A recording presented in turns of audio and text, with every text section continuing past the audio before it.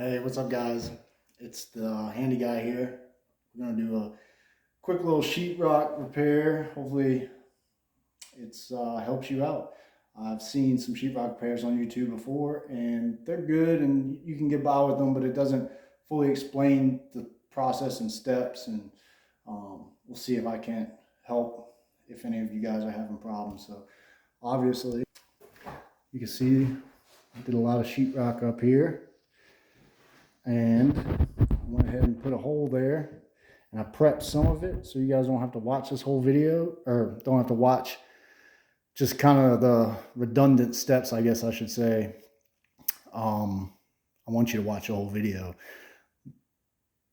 But you can see here where I already tried to put the piece of wood in, and I was doing it one-handed. So I decided to go ahead and put the piece of wood in and start this video over. So didn't want to cut a new hole for no reason, just because a couple of screw holes. So let's go over what tools we need first. Gonna need a level or straight edge, sheetrock knives, mud pan, sanding sponge, screw gun, razor blade, drywall tape, keyhole saw. Now, let me go back to this mud pan. I highly advise you not to use mud right out of the bucket, okay? And the reason why is because you need to clean your knives in between steps, and you can't do that on a round bucket surface. Also, you know, there's different types of mud. You can mix your own mud. On big jobs like this, I just go ahead and buy the pre-mixed. But you never use mud right out of the bucket without mixing it with water first. Out of hundreds and hundreds of gallons of drywall mud, I've only had one ever that had the right consistency. So put some water in your pan, put some mud in your pan, and mix it until it's like a cream cheese frosting on a cake. That's my best way to explain it, because if you scoop this right out of the bucket, even if it's a small little quart size, it's going to be like almost a rock formation. It's not going to be hard, but it's going to be in a clump, and it's hard to spread. So make it easy on yourself. Get a mud pan, buy a cheap one, plastic one, and mix that mud up to where you get a nice consistency. Okay? Now, I went ahead and cut this out already, obviously. I went ahead and cut our scrap piece of sheetrock that's going in there. And now what I also did, and I want to show, because it's important to me that I do this, because it makes my life so much easier when I do a repair. So let me try to get it focused here a little bit. Is I bevel my edges with the razor blade. Cut it out with the keyhole saw, and then I come back and I bevel all these edges, all right, with my knife. And the reason why is because sometimes your sheetrock just doesn't always match up. And what I mean by that is when you go to put your new piece on, sometimes the new piece is sticking out, you know, a couple centimeters, or vice versa. The other one's sticking out and yours is recessed, just a hair. But that hair that it's sticking out makes you have to put extra coats on if you're a perfectionist like me. So this kind of minimizes how many coats you need, because the end game is this, right? Let me show you what the end game is. The end game is to be able to put your knife to the wall and have a flat, smooth surface when you do sheetrock, okay? So if I don't have a flat, smooth surface, what I have to do is start feathering these edges way out, all the way around. So by the time I'm all said and done, you know, this 4 by 5 inch hole is really going to be almost 16, 18 inches. I don't want that. I want to bevel these edges and make it maybe 6 by 6 or 8 by 8 or something like that, and then just have a nice smooth transition, okay? So bear with me, I'm doing the camera angles by myself, right? So I've also seen people pretty much fill this whole thing up with wood, put it on the corners, put it everywhere, put the wood where you want. This is plenty for this size of hole. I've done many sheetrock repairs, A lot of repeat customers, they've never had a problem with any of it. If you want to fill the whole thing up with wood, be my guest, you know, do what you want to do.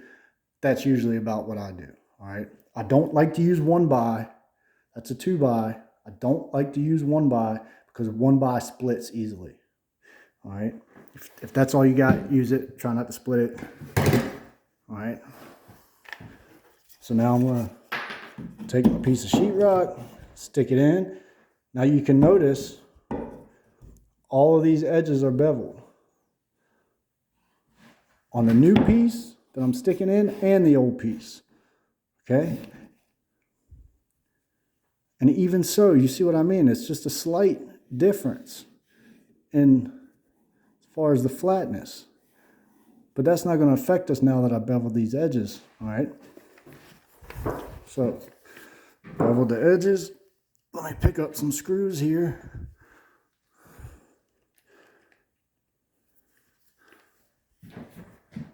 I'm just going to hold this in place.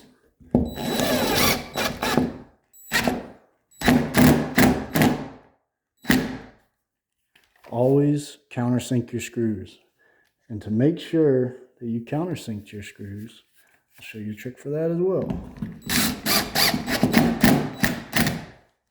Got to countersink them. And what that means is just go just maybe a 1/16 of an inch recessed into that sheetrock. Okay? And a way to check to make sure they're recessed is to grab your mud knife. And if you hear a dink, that's how you know that you didn't recess them enough. I recessed mine enough, but that is that sheetrock difference I'm telling you about. And I don't know how to cure that. It's 1/2 inch sheetrock, 1/2 inch sheetrock. It's just something that happens. And a way to make it easier to mud, again, is bevel your edges. All right, so we got that. Now, we got some tape here, all right? I've got actually 3 different kinds of tapes. I don't have the other third one in front of me, but it's a fiberglass, like mesh tape. Here's a piece right here, actually. Okay. Some joints, I like to use this tape. I got 3 different tapes because I like to use them for different things, okay? I like to use my paper tape in the corners. I like to use that netted tape on all my butt joints, my factory butt joints, okay? And then I like to use this fiber tape. It's like fiberglass, and it's just different than all the other tapes. I like to use this on butt joints, big butt joints, okay? And repairs. So something like this I'm going to use on my repair. You can use paper tape. The thing about this is, though, once it sets in the mud, you can sand it, right? So if you've ever done a sheetrock repair before and you've seen paper tape coming through once you start sanding, especially this mesh tape it happens to, right? Now you're going to see that after you paint it. This stuff you can actually sand, and if any comes through, it's not going to show through the paint. And a lot of people don't use it. I don't think it's been out for a whole long of time, maybe the past 5 to 10 years. But they've been using horsehair and plaster since the 1800s, or even earlier, right? It's the same concept. I've torn into old houses and it looks like the walls were growing hair inside. And what it was is it's horsehair that they used to secure their mud. So same concept. Fiberglass is a little bit better material than horsehair. And horsehair, you might get kicked trying to go cut off a horse's tail. So we're just going to stick with this fiber tape is what it's called, actually. FIBA tape. So got my mud, got my 6-inch knife, got my fiber tape, right? What I'm going to do here is just take a nice glob of mud, and I'm going to go a couple inches past every corner.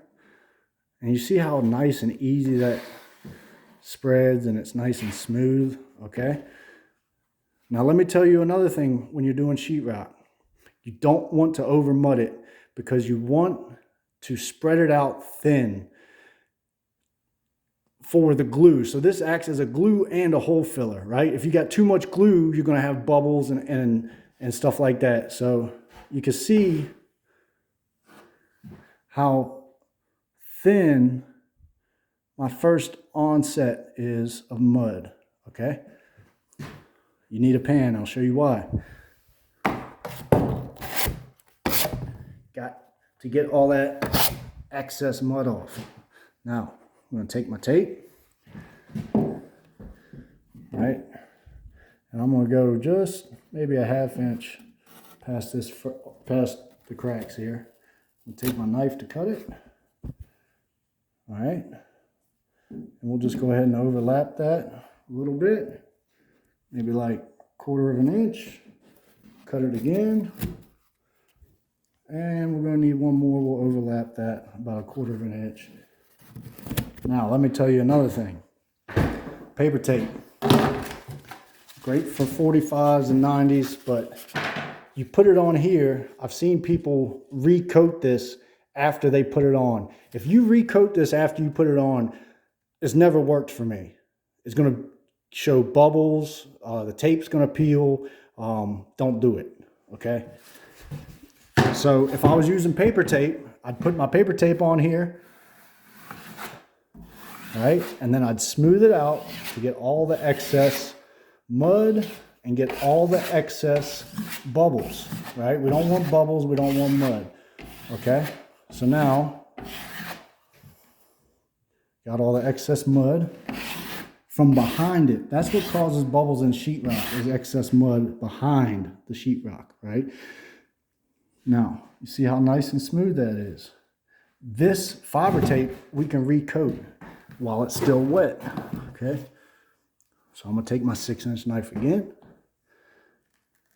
and I'm gonna put a nice heaping thing of mud on there, right? And when I'm putting mud on, I'm holding it, let's say this is 90, okay? This is 0. I'm holding it at a 45-degree angle, and I'm putting a slight bend in it. So I'm putting the mud, but I'm also smoothing it at the same time, okay? So smooth, smooth, smooth, mud, mud, mud. Need a mud pan to clean my knife. Okay. Now, if you don't have a 12-inch or 10-inch or 8-inch knife, you can use the 6 and just leave it like that and sand. Now, drywall for dummies, beginners. When you go to wipe the excess mud off, you do not need to hold it at an angle. Once you get better at it, you can hold it at an angle. But let's just hold it straight up and down and see what happens.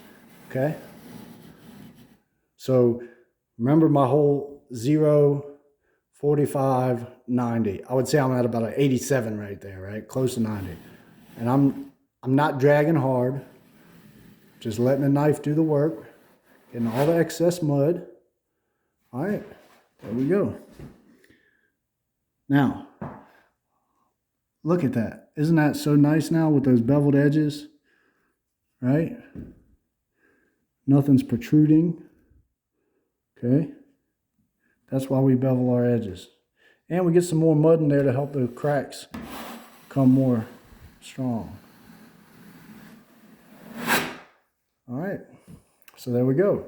Now, once that dries, I would put probably just one more coat on, right? Once it dries, I'm going to put one more coat. I'm doing it now just for informational purposes.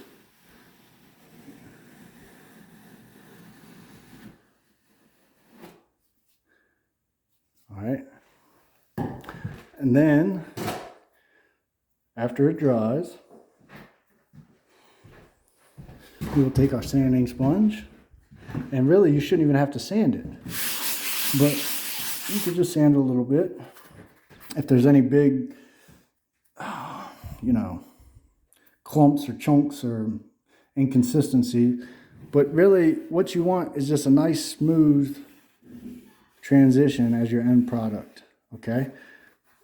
And you should be able to feel it with your hand if there's any inconsistency. And if there's an inconsistency, just sand a little more. But really, something like that should be able to do with minimal sanding, maybe just a quick and done. So tune in for the next video, and we'll do some other various sheetrock repairs. We'll do nail pops. We'll get into how to do 90-degree corners. You know, if you comment what you want to see, I'll do it for you. I've been doing this since I was 16 or 17, not just sheetrock. I do finished carpentry, rough carpentry, windows, doors, flooring, all that good stuff. So anyway, write in the comments what you would like to see, and I will make it happen.